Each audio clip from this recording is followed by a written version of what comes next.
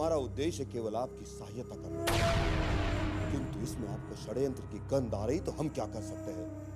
हमारे उस अपमान के पीछे छिपा हुआ विष मंत्रीवर अच्छे से पहचानते हैं, इसलिए उन्हें अपने पराये की बहुत समझ है। यदि दुर्गेश्वरी पर हमला करने में तुमने तनिक भी देरी कर दी तो वो डाकू परमवीर सिंह को समाप्त भी कर सकती है। नहीं ज्वाला, रूपनगर की धरती पर तुम दोनों भाइयों के पापों का बोझ बढ़ चुका है। अब तुम्हारा स्थान इस धरती पर नहीं नर्क में है। किंतु आज जो तुमने माया जाल बिछाकर हमें मुक्त किया है, इसके हम आभारी हैं निशाचरी। आज प्रसन्नता के मौके पर मत रूठो ज्वाला। हम तो एक दासी के बारे में कह रहे थे। तुम्हारा स्थान बहुत ही उच्च है। किंतु आज रूपनगर के महल में खुशियां फिर से लौटने वाली हैं और हमारे शत्रुओं की छाती पर सांप लौटने वाले हैं। महामहिम, गजब हो गया। क्या कह रहे हो तुम? ये असंभव है। असंभव को मंत्रीवर ने संभव कर दिया है। महामहिम, मेरा विश्वास कीजिए, मैं आपको असत्य सूचना दे ही नहीं सकता हूं। यदि तुम सत्य कह रहे हो तो हमारी सारी योजना पर पानी फिर जाएगा। आज सांझ ढलते ही हम जाकर दुर्गेश्वरी से ये कहने वाले थे कि मंत्रीवर उस पर आक्रमण करने वाले हैं। अब तो मंत्रीवर कहीं हम पर आक्रमण ना करते। परमवीर सिंह के लौट आने से मंत्रीवर की शक्ति फिर से लौट आई है। नागराज, तुम सदैव लड़ाई लड़ने से पहले हार मान लेते हो। यदि तुम इसी तरह घबराते रहे तो तुम्हारा अंत निश्चित है। कभी कभी तो हमें लगता है कि तुम्हारे साथ रहते रहते हम भी डरपोक हो गए हैं। हमारे होते हुए तुम निडर रहो। अब हमें यह विस्तार से बताओ कि परमवीर सिंह को मुक्त कैसे किया गया? क्या मंत्रीवर ने अपने कक्ष में बैठे बैठे ऐसा कौन सा चमत्कार किया जो दुर्गेश्वरी ने पूजा के थाली में सजाकर परमवीर को वापस लौटा दिया? मेरे गुप्तचरों से मुझे केवल परमवीर सिंह की मुक्ति का ही समाचार मिला। इसके आगे मैं बस इतना ही बता सकता हूं कि अभी घड़ी दो घड़ी पहले ही मंत्रीवर महल से अपने भाई को लेने के लिए निकले थे। तो इसका तात्पर्य ये हुआ कि दोनों भाइयों का मिलन वो क्या हुआ? मिलन ही नहीं, अपितु वो दोनों महल में सकुशल लौटने वाले भी होंगे। महामहिम, मैं सत्य कह रहा हूं, मैं सत्य कह रहा हूं। उन दोनों भाइयों के मिलन को देखकर मेरे सीने पर सांप लौटने लगे हैं। नागराज, तुम स्वयं विषैले नाग हो। तुम पर कोई विष असर नहीं कर सकता। घबराओ मत और ये बताओ कि दुर्गेश्वरी जैसी हठी औरत ने परमवीर सिंह को कैसे छोड़ दिया? महामहिम, मुझे तो लगता है परमवीर सिंह ने दुर्गेश्वरी से अपनी कलाई पर राखी बंधवा ली होगी। इसलिए उसने छोटा भाई समझकर परमवीर सिंह को मुक्त कर दिया। बंद करो ये मूर्खता भरी बातें। अचानक अपने शत्रु को दुर्गेश्वरी भाई कैसे बना सकती है? तुम्हारे मन में ऐसे मूर्खता भरे विचार आया कैसे? महामहिम, आज रक्षाबंधन है और वो आज ही वापस लौट कर आ रहा है, इसलिए मुझे लगा कि बस नागराज, बस। अब तुम तुम्हारी बुद्धि लड़ाना छोड़ दो और हमारे आने वाले बुरे समय के बारे में सोचना आरंभ कर दो। मंत्री वो अब हमें घमंड तो दिखाएंगे ही और पद पद पर हमें नीचा दिखाने का प्रयत्न भी करेंगे। हम मंत्री पद पर होते हुए भी अपमानित होते रहते हैं और वो अपने रिक्त हाथों से हमारे गालों पर तमाचा मारने का प्रयत्न करते रहते हैं। महामहिम, अब मेरे अपमान सहने की शक्ति समाप्त हो चुकी है। अब मैं और नहीं सह सकता हूं, और नहीं सह सकता मैं। अब अगर हमने ईंट का जवाब पत्थर से नहीं दिया ना, तो हम दोनों का कद इस महल में वो दोनों बोने हैं ना, उनसे भी छोटा हो जाएगा। नागराज, हम मंत्रीवर से सीधी लड़ाई नहीं लड़ सकते। इस समय मंत्रीवर के पास कोई राजपद नहीं है, किंतु इसके पश्चात वो शक्ति में हमसे दुगने हैं। दिखावे के लिए हमें उनका मन जीतना होगा और जब हमारा पलड़ा भारी हो जाएगा तो सदा की तरह हम उनके पीठ में खंजर पकड़ेंगे। आपने सत्य कहा महामहिम, एकदम सत्य कहा। मंत्रीवर शक्तिशाली तो है, परंतु उसके साथ साथ वो भोले भी बहुत हैं। यदि सहानुभूति की घुट्टी उन्हें पिला दी जाए तो वो पिघलकर मोम भी हो सकते हैं। मंत्रीवर, महामहिम, अब हमारे पास हमारे पास मित्रता का ढोंग करने का 100 अवसर और भी है।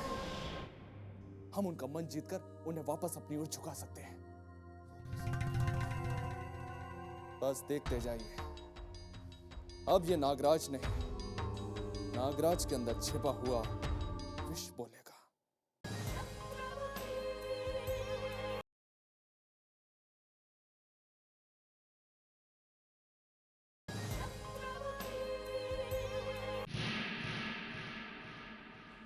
आइए कुंवर, आइए।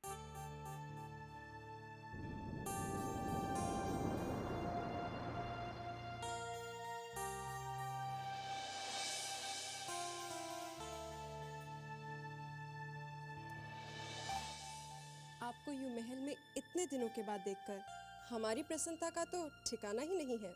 इससे भी अधिक प्रसन्नता तुम्हें तब होगी जब हम उस शत्रु का शीश उड़ा देंगे जिसने परमवीर सिंह को बंधक बनाया था। चलो हमारे कक्ष में चलते हैं, आगे की रणनीति हम वहीं बनाएंगे।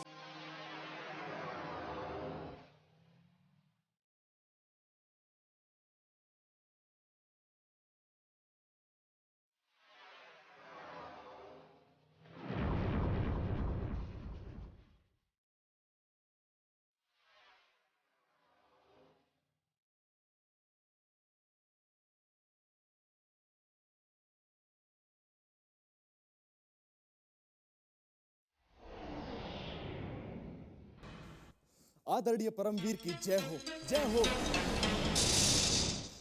आज महामहिम की भक्ति ने फल दे दिया। सत्य है मंत्रीवर, सत्य है। जो सच्चे मन से ईश्वर से प्रार्थना करता है, ईश्वर ने उसकी प्रार्थना अवश्य सुनी है।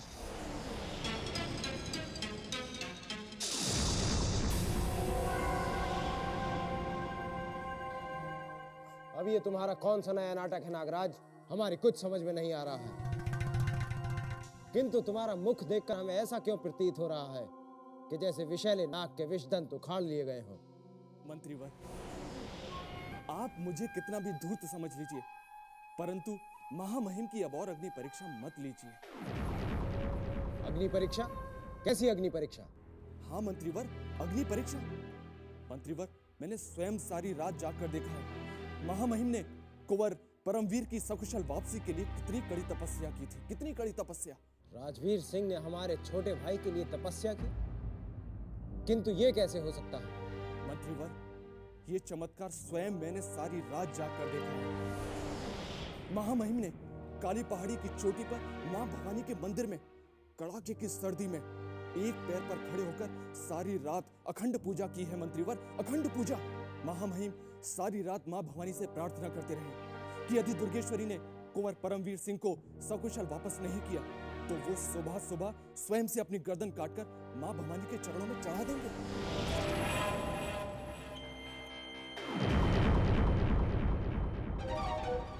हमें प्रसन्नता है कि आप दोनों ने हमारा हित सोचा, किंतु अब हमारे पद से हट जाइए और हमें हमारे कक्ष में जाकर विश्राम करने दीजिए।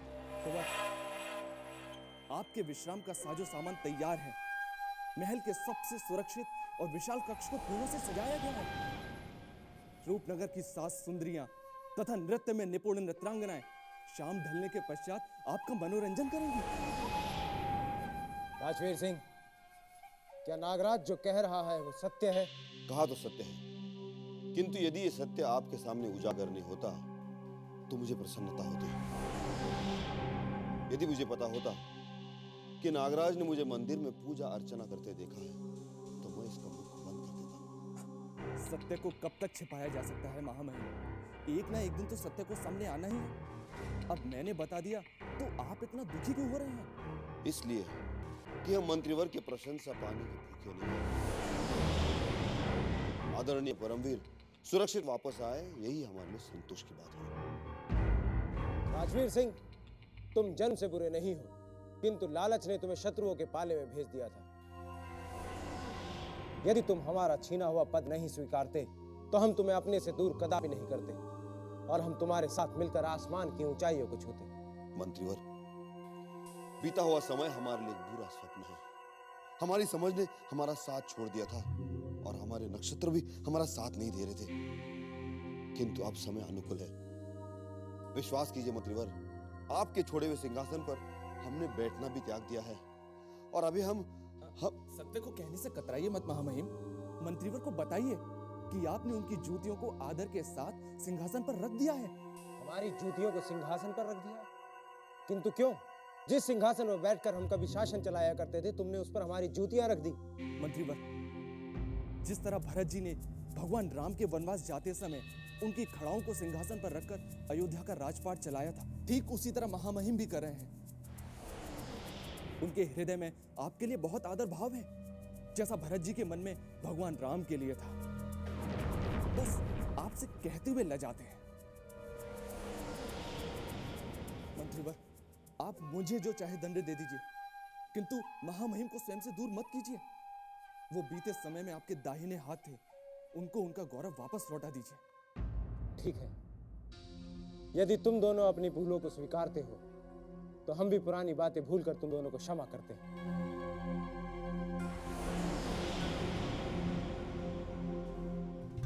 देखा महामहिम, देखा मैंने अंतिम अवसर का कितना लाभ उठाया। मेरे झूठे नाटक को सत्य समझकर मंत्रीवर ने हमें अपने शत्रु से मित्र बना लिया, किंतु हम जब तक जीवित रहेंगे तब तक मंत्रीवर और उनके भाई परमवीर सिंह से शत्रुता निभाते रहेंगे।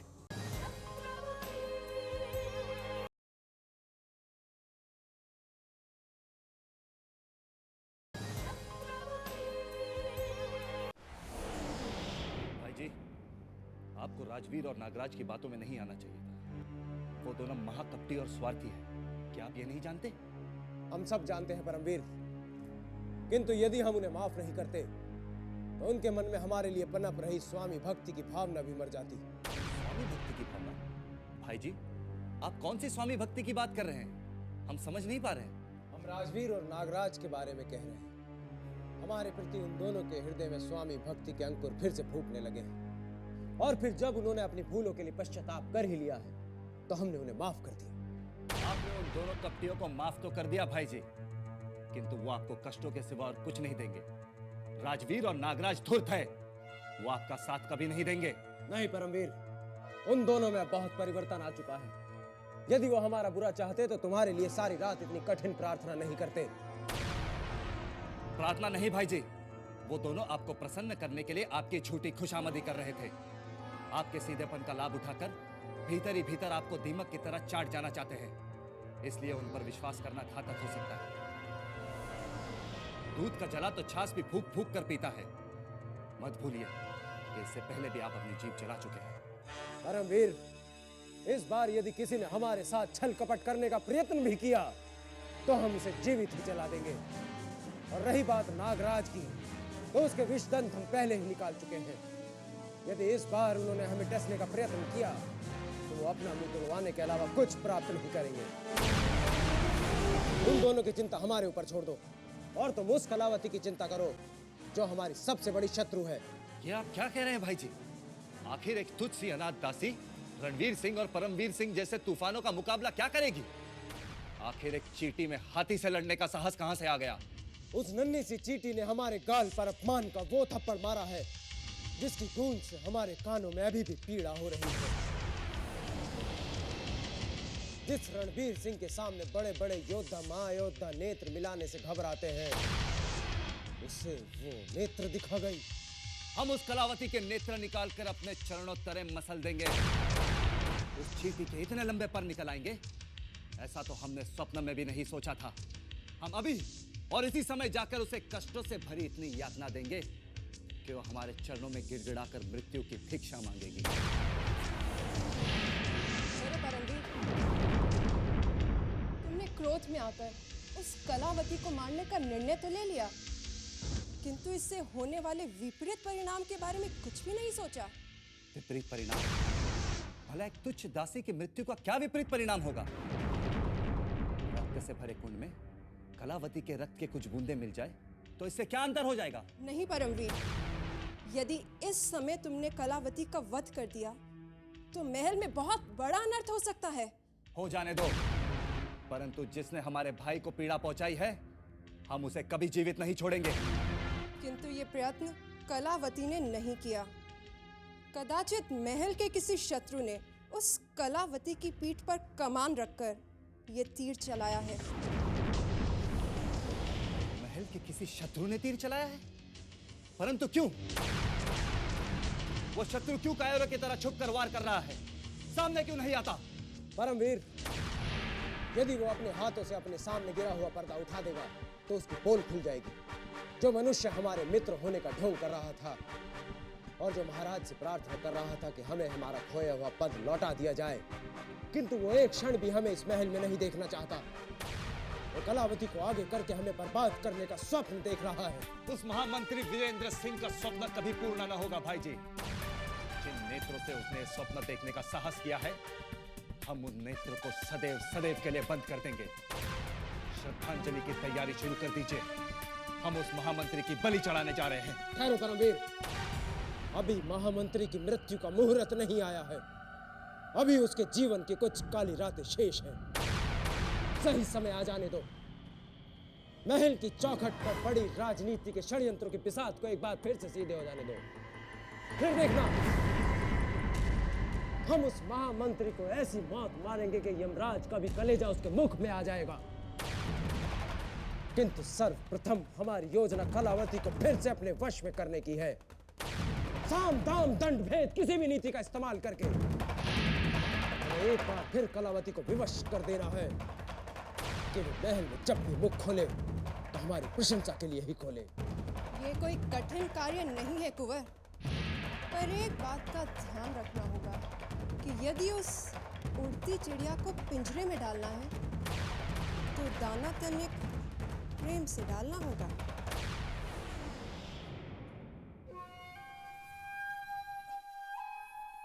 कलावती जी, लीजिए, मुंह मीठा कीजिए। परंतु तुम किस प्रसन्नता में महल में मिठाई बांटते फिर रहे हो नागराज? क्या तुम्हारा विवाह होने जा रहा है या तुम्हारी पदोन्नति हो गई है? नहीं नहीं कलावती जी, इससे भी बड़ा कार्य संपन्न हो गया है। यदि आप सुनेंगी तो आप भी प्रसन्न हो जाएंगी। तुम बताते क्यों नहीं? आज पहली बार तुम्हें महल में मिठाई बांटते हुए देखा है, इसीलिए हम ये अनुमान नहीं लगा पा रहे हैं कि आखिर महल में ऐसा क्या हुआ है जो तुम इतने प्रसन्नचित होकर सबको मिठाई बांटते फिर रहे हो। बताता हूँ, सब विस्तार से बताता हूँ। पहले मुंह तो मीठा कीजिए। पूर्व मंत्रीवर ने मुझे विशेष रूप से आपको मिठाई देने के लिए कहा है। पूर्व मंत्रीवर ने विशेष रूप से हमें मिठाई देने के लिए कहा है? परंतु क्यों? आज अचानक रणवीर सिंह को हमारी याद कैसे आ गई? इतनी कड़वी बातें सुनाने के पश्चात उन्हें हमारा मुंह मीठा करने का विचार कैसे आया? लगता है इसमें पूर्व मंत्रीवर का कोई स्वार्थ छिपा है। ये तो मैं नहीं जानता, किंतु इतना अवश्य जानता हूँ कि जब मंत्रीवर ने अपने भाई परमवीर सिंह की स्वतंत्रता का शुभ समाचार सुना तो उन्होंने सर्वप्रथम मुझे आपका मुंह मीठा करने के लिए कहा। ये कैसे हो सकता है? ठाकुर दुर्गेश्वरी के चंगुल से परमवीर सिंह कैसे स्वतंत्र हो सकता है?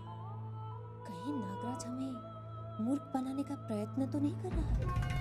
क्या हुआ कलावती जी, किस सोच में पड़ गए आप? क्या यह समाचार सुनकर आपको प्रसन्नता नहीं हुई? प्रसन्नता तो बहुत हुई है नागराज, किंतु ये समझ में नहीं आया कि डाकू दुर्गेश्वरी ने परमवीर को स्वतंत्र कैसे कर दिया।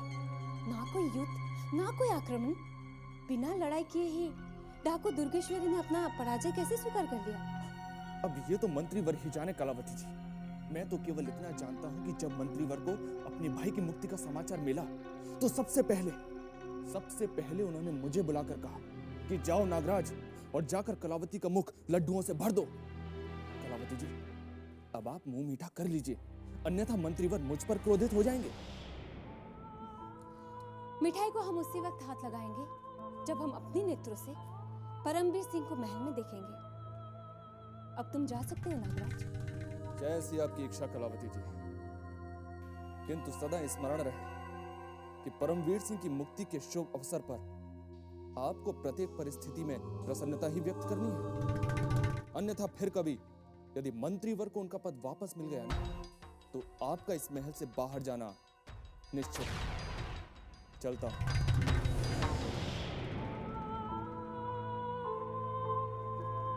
अवश्य रणवीर सिंह ने कोई ऊंची चाल चली है। पता नहीं उसने ऐसा क्या कर दिया जो डाकू दुर्गेश्वरी ने बिना किसी का रक्त बहाए ही परमवीर सिंह को मुक्त कर दिया।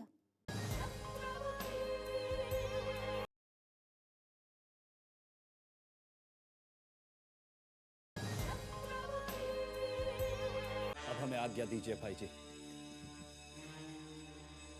हम वापस जंगल जाकर उस दुर्गेश्वरी का शीश काट के आपके चरणों में अर्पित कर देना चाहते हैं, जिसने हमें बंधक बनाने का साहस किया था।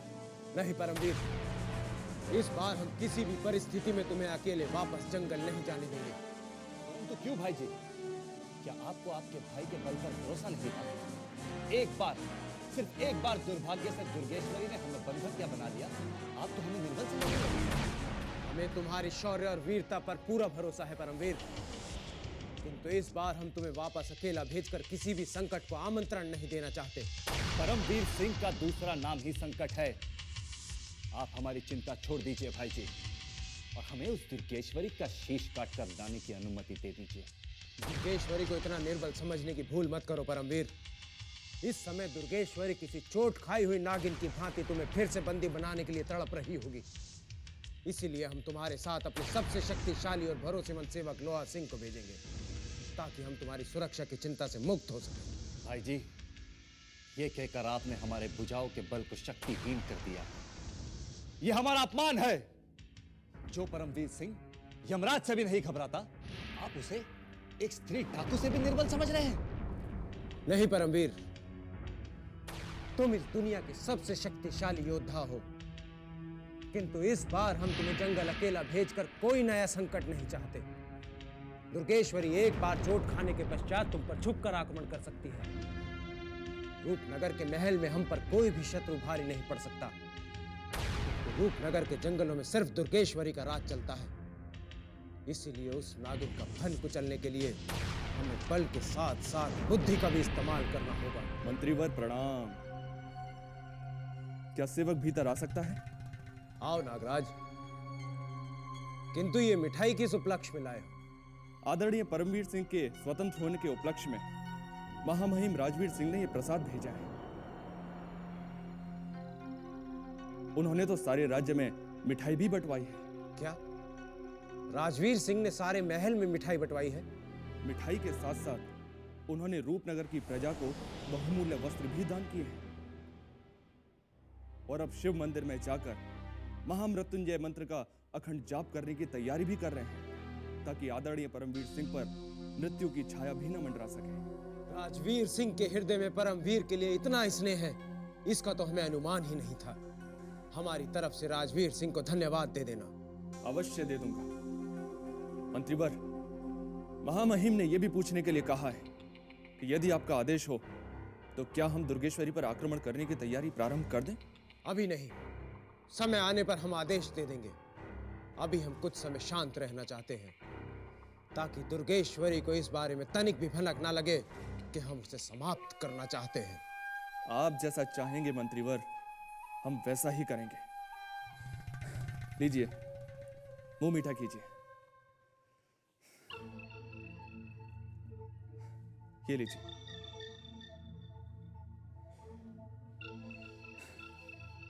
अब इस सेवक को अनुमति दीजिए। अभी निर्धनों और लाचारों को भी दान देने के लिए जाना है। प्रणाम मंत्रीवर। देखा परमवीर, राजवीर और नागराज में कितना परिवर्तन आ गया है। जिन्हें हम अपना शत्रु समझते थे, आज वो हमारे सबसे बड़े शुभचिंतक बन गए हैं। आप कुछ भी सोचिए भाई जी, पर पता नहीं हमें ऐसा क्यों लग रहा है कि ये दोनों हमारे हितैषी होने का ढोंग कर रहे हैं। देखना, कभी ना कभी ये दोनों बिच्छू आपके पैर पर डंक अवश्य मारेंगे। यदि ये हमारे पैर पर डंक मारेंगे तो हम इन्हें अपने पैरों तले ही कुचल देंगे। परमवीर, अभी तुम सिर्फ विजेंद्र प्रताप सिंह के बारे में सोचो, क्योंकि वो अभी भी हमारी पकड़ से बहुत दूर है। यदि आप हमें आज्ञा दे तो हम अभी जंगल में जाकर शीघ्र विजेंद्र प्रताप सिंह को पकड़ कर ला सकते हैं। हमें तुम पर पूरा भरोसा है परमवीर, किंतु डाकू दुर्गेश्वरी और उसका गिरोह तुम्हें जंगलों में पागलों की तरह ढूंढ रहे होंगे। इस तूफान को तनिक शांत हो जाने दो, फिर हम विजेंद्र प्रताप को पकड़ने की अनुमति तुम्हें स्वयं देंगे।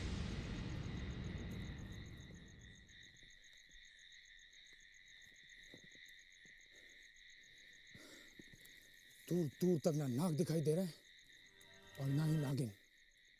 ना जाने ये दोनों कहाँ विलुप्त हो गए हैं। हमने बहुत समय नष्ट कर दिया। यदि उस समय हम साहस कर कर उनके सामने आ जाते तो अवश्य कोई परिणाम निकल जाता। पता नहीं अब हमें कितनी लंबी प्रतीक्षा करनी पड़ेगी।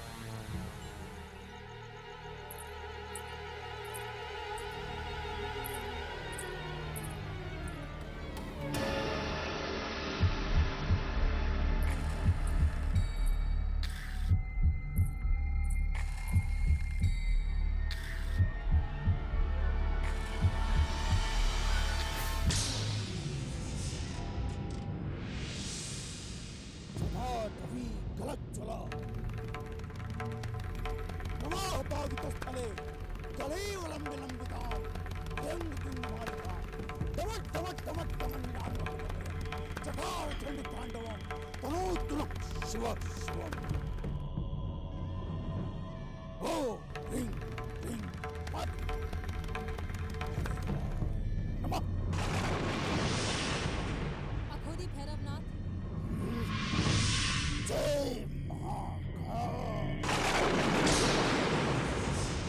सावित्री नागिन, आज एक बार फिर तूने महान तांत्रिक भैरवनाथ की तंत्र साधना में विघ्न डालने का दुस्साहस किया। तू और तेरा परिवार अभी तक जीवित है, ये जानकर हमें बहुत ही गहरा आघात लगा है। हम समझ नहीं पाते हैं कि नाग योनि की कष्टदायक पीड़ा से तू और तेरा धर्मपति शिवा नाग योनि की कष्टदायक पीड़ा सहकर भी उस पीड़ा से मुक्त होना क्यों नहीं चाहते हैं? तुम तो अच्छी तरह से जानते हो कि हम वर्षों से इस कष्टदायक योनि से मुक्ति पाना चाहते हैं, परंतु तुम हमें मुक्ति नहीं करना चाहते। मैं तेरी हाथ जोड़कर विनती करती हूँ कि तू मुझे और मेरे पति को इस दर्दनाक सर्प योनि से मुक्त कर डाल। आखिर मैंने और मेरे पति ने ऐसा किया ही क्या है जिस वजह से तूने हमें एक मनुष्य से सर्प बना दिया?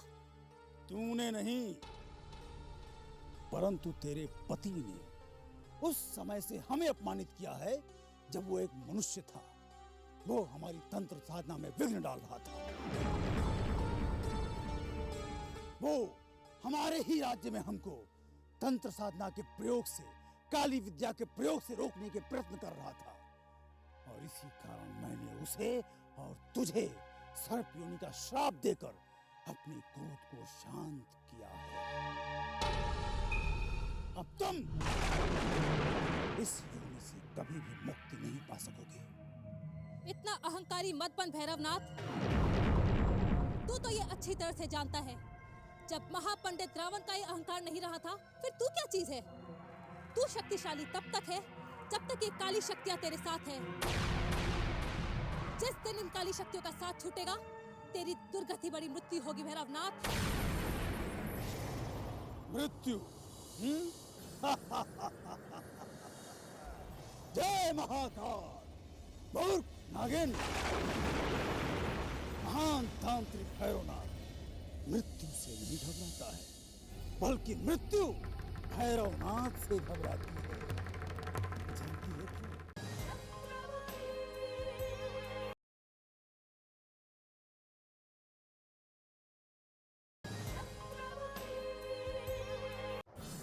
हमने काल भैरव साधना करके मृत्यु पर विजय प्राप्त कर। अब मात्र एक लक्ष्य शेष है, लक्ष्य। और जैसे ही हम उस गुप्त लक्ष्य को प्राप्त करेंगे, वैसे ही तुम्हें सर्प योनि से मुक्ति दे देंगे। और संभव है हम तुम्हें जीवन से ही मुक्त कर दें। दुष्ट भैरवनाथ, तो बता वो तेरा गुप्त लक्ष्य क्या है? तेरे उस लक्ष्य प्राप्ति के लिए ये नागिन अपनी जान तक निछावर कर देगी, परंतु बदले में अपने पति के प्राण अवश्य बचाएगी। बता क्या चाहता है तू?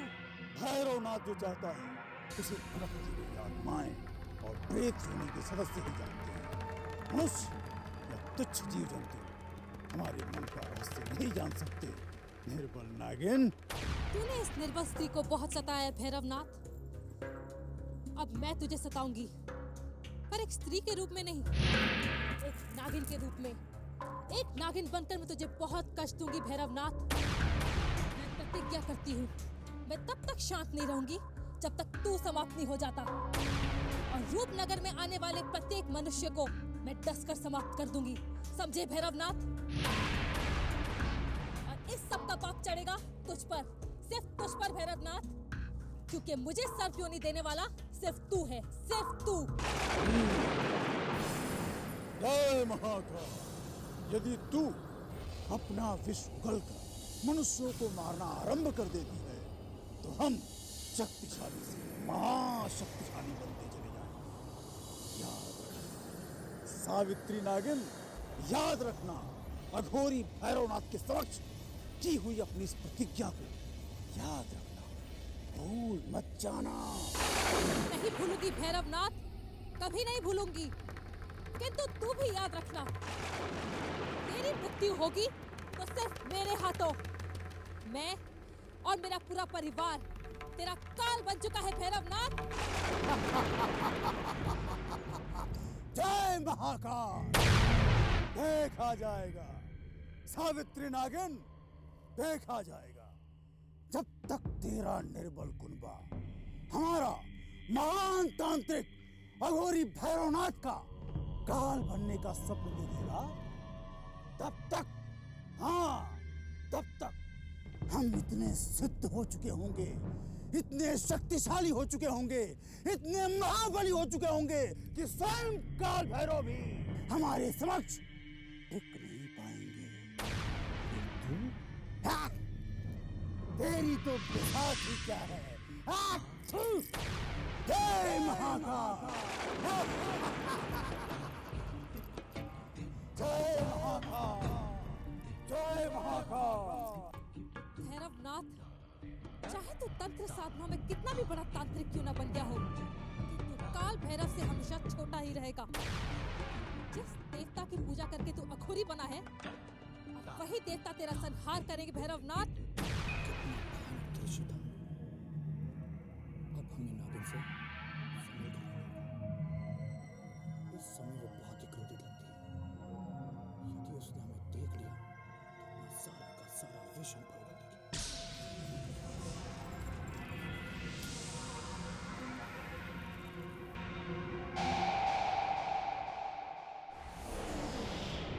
सावित्री, क्या बात है? क्यों बुलाया मुझे? सावित्री, तुम क्रोधित क्यों दिखाई दे रही हो? क्या हुआ? मेरे क्रोध का कारण है अघोरी भैरवनाथ।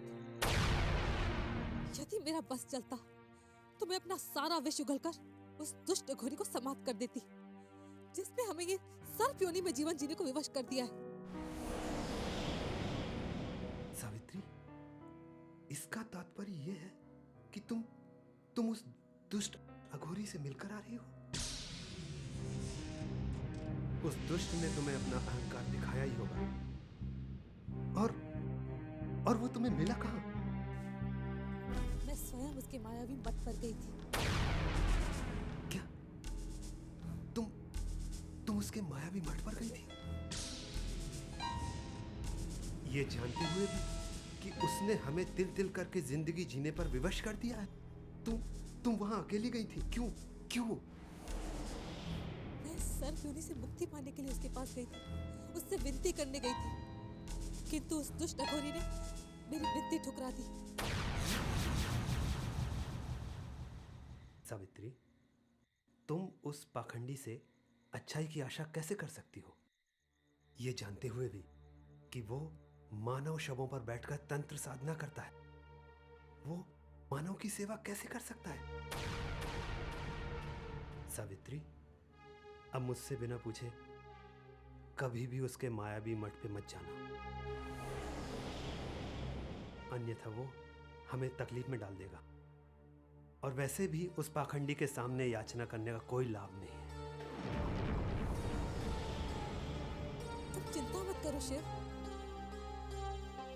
अब तक तुम्हारी सावित्री एक स्त्री के रूप में उस दुष्ट अघोरी से याचना कर रही थी, किंतु अब मेरे अंदर उस दुष्ट तांत्रिक के लिए घृणा का इतना विष भर गया है कि मेरे अंदर की नागिन जाग उठी है। मैंने प्रतिज्ञा ली है, जब तक मैं उस दुष्ट तांत्रिक को समाप्त नहीं कर देती, मैं चैन से नहीं बैठूंगी।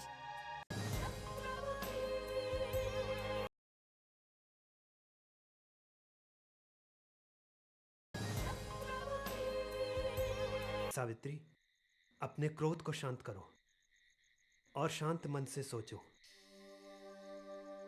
अघोरी भैरवनाथ कोई साधारण तांत्रिक नहीं है, वो संसार का सर्वश्रेष्ठ तंत्र साधक है। सदैव अकेला दिखने वाला अघोरी भैरवनाथ कभी भी अकेला नहीं रहता है, उसके चारों ओर अदृश्य आत्माओं का घेरा रहता है। यदि तुमने अपने विष से उसे मारने की कोशिश भी की ना, तब भी उस पर कोई असर नहीं होगा। जानती हूँ, किंतु वो तांत्रिक कब तक इन काली शक्तियों का सहारा लेता रहेगा? एक न एक दिन उसके पाप का घड़ा अवश्य फूटेगा। और वैसे भी वो तांत्रिक मुझे बता चुका है कि यदि हमने मनुष्य को समाप्त किया तो उसकी शक्तियां दुगनी हो जाएंगी, वो महाशक्तिशाली हो जाएगा। अब चाहे वो तांत्रिक कितनी भी शक्तियां क्यों ना बटोर ले, किंतु उसको समाप्त किए बिना मैं चैन से नहीं बैठूंगी। नहीं सावित्री, हमें ऐसा कोई भी कार्य नहीं करना है जिससे हमारे शत्रु की शक्ति बढ़ जाए। तो मैं क्या करूं? तो क्या हमें सारा जीवन यूं ही एक नाग नागिन के रूप में व्यतीत करना होगा? ऐसे जीवन से तो मृत्यु भली है। सावित्री, अनिष्ट बातें मत करो, ईश्वर अवश्य हमारा साथ देंगे। सावित्री, मैंने जंगल में एक महर्षि को देखा था, मैं उन्हें खोजकर अपना दुख बताऊंगा और वो अवश्य हमारा साथ देंगे। सावित्री, मैं चलता हूं, अपना ख्याल रखना। ये नाग नागिन भी हमारी तरह संकट में फंसे हैं। इस जंगल में कौन से ऐसे महर्षि हैं जिनके पास ये नाग सहायता मांगने